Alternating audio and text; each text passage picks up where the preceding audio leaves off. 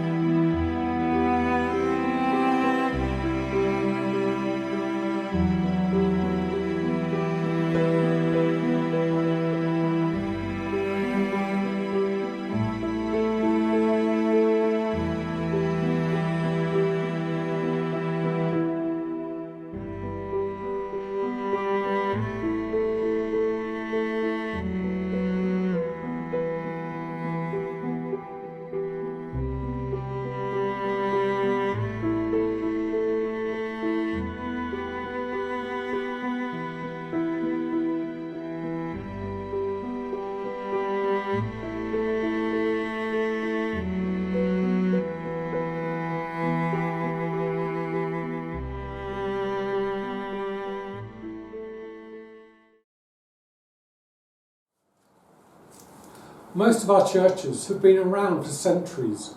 When we first visited the churches, I was particularly drawn to the threshold stone here at St James's in Rumpton Holme, worn away by the sheer numbers of people who have entered the church over the centuries for prayer and worship.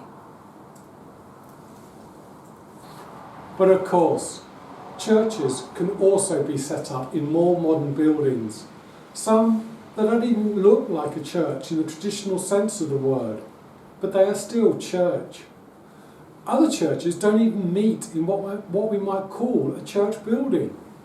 They've been set up in schools, community centres and village halls. Even West End theatres in London are used for Sunday morning worship. If we were to go on holiday and were looking for a church to attend, how would we choose that church? What if there was no internet, no Facebook and no Google search? How would that affect our choice? Without any external information and only relying on the building itself, when we look at the churches within our group, what do the buildings say to those who are passing by? And what about those less traditional church buildings? What messages do they convey?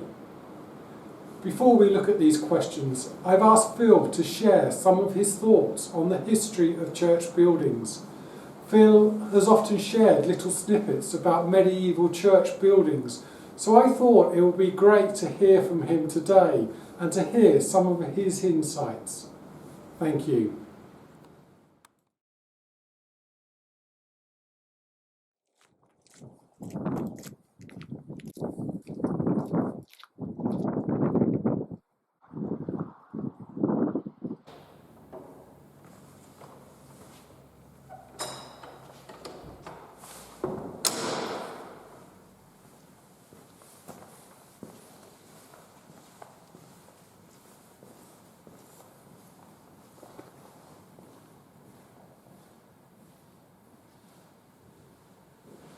In our first discussion, we're going to look at our church buildings as we explore what they mean to those in our communities. We'll take a look at weddings, for example.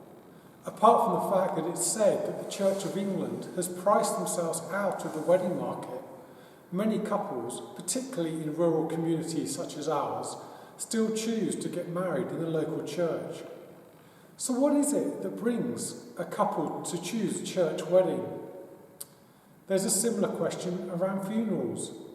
There are many options around that people have when it comes to funerals, but everyone who lives within the parish has the legal right to have a funeral in the church. But again, the question is, why do people choose a church funeral? And the third question focuses on the building itself.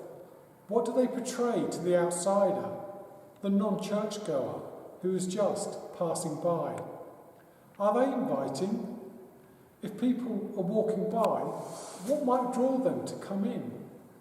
So we're going to break off into breakout groups and look at these questions. And I ask you to discuss these in your group. And when we come back together, then we'll feed back and see what each other's said as to what they think is the key thoughts.